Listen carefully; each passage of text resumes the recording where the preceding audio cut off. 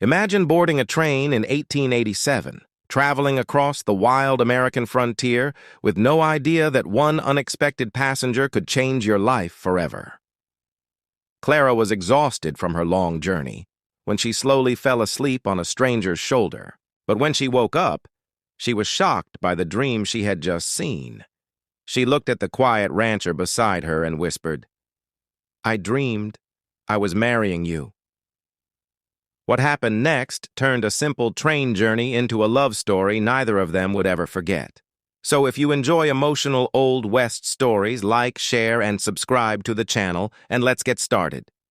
The year was 1887, and the morning train rolled westward across the vast American frontier, carrying settlers, merchants, soldiers, and dreamers toward towns scattered across the Wyoming Territory. Nathaniel Reed sat quietly beside the window, his worn leather hat resting upon his knees.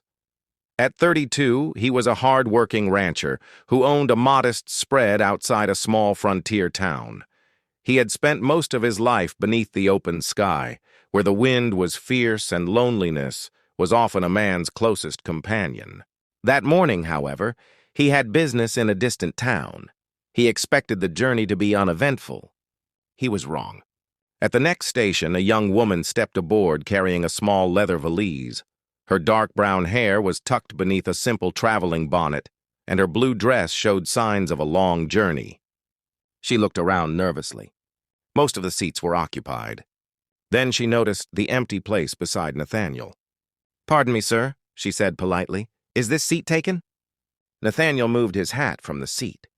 "No, ma'am, you are welcome to it." "Thank you." She sat beside him and placed her valise carefully near her feet. For a while, neither spoke. The train thundered across the prairie, its wheels striking the rails in a steady rhythm. Outside, endless grasslands stretched beneath a pale blue sky. After nearly an hour, Nathaniel noticed the young woman rubbing her tired eyes. "You have traveled far?" he asked.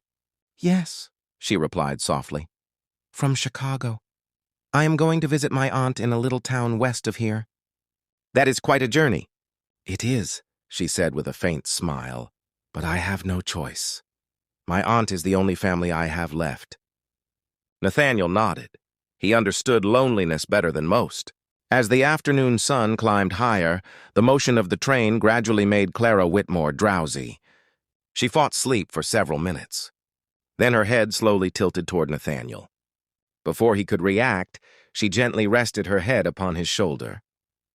Nathaniel froze. He looked down at her peaceful face. He could have awakened her, but something stopped him. Instead, he remained perfectly still, afraid that even the smallest movement might disturb her. Nearly an hour passed. Finally, Clara opened her eyes. She realized where she was and immediately sat upright. "Oh, sir, I am terribly sorry." Nathaniel smiled. "There is nothing to apologize for." Her cheeks turned crimson. "I must have fallen asleep." "You did." She looked out the window, embarrassed. Then, after a moment, she whispered, "I had the strangest dream." Nathaniel raised an eyebrow. "What sort of dream?" Clara hesitated before looking into his eyes. "I dreamed." She swallowed nervously. "I dreamed I was marrying you." For several seconds, Nathaniel Reed could think of nothing to say. Clara Whitmore stared at him with embarrassment, her cheeks still warm from the confession. "I beg your pardon," she whispered. "I do not know why I said such a thing." Nathaniel gave a quiet laugh. Perhaps the train has a peculiar way of filling a person's head with strange dreams. Clara smiled despite herself. Perhaps it does. The train continued westward through the Wyoming Territory.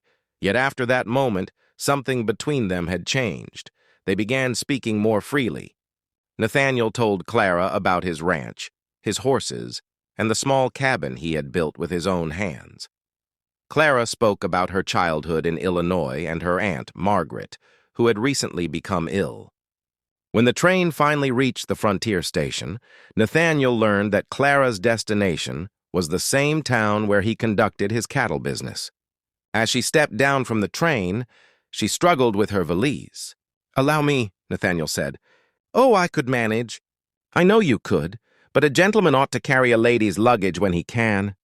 Clara smiled. "Then I shall allow you." He walked with her through the dusty station until they found her aunt's wagon waiting nearby. Before Clara climbed aboard, she turned toward Nathaniel. "Thank you for everything." Nathaniel removed his hat. "You are welcome, Miss Whitmore." For the next several weeks, their paths continued to cross. Nathaniel visited Clara's aunt whenever he had business nearby. Clara often helped at the little general store, and sometimes they met there by chance. Soon those meetings stopped feeling like chance. One evening, Clara's aunt invited Nathaniel to supper. After the meal, Nathaniel and Clara stood outside beneath a sky filled with stars. "I have been thinking about your dream," Nathaniel said.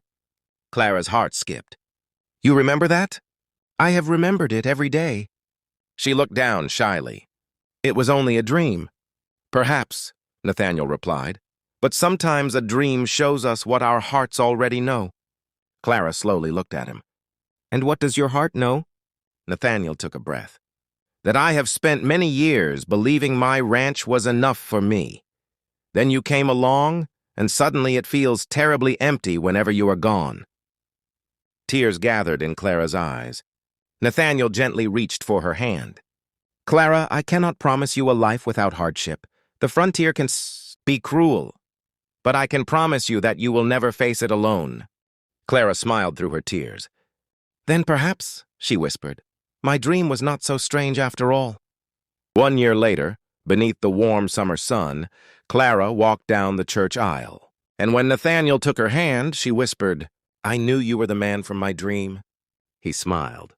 "And I knew I wanted to make it come true."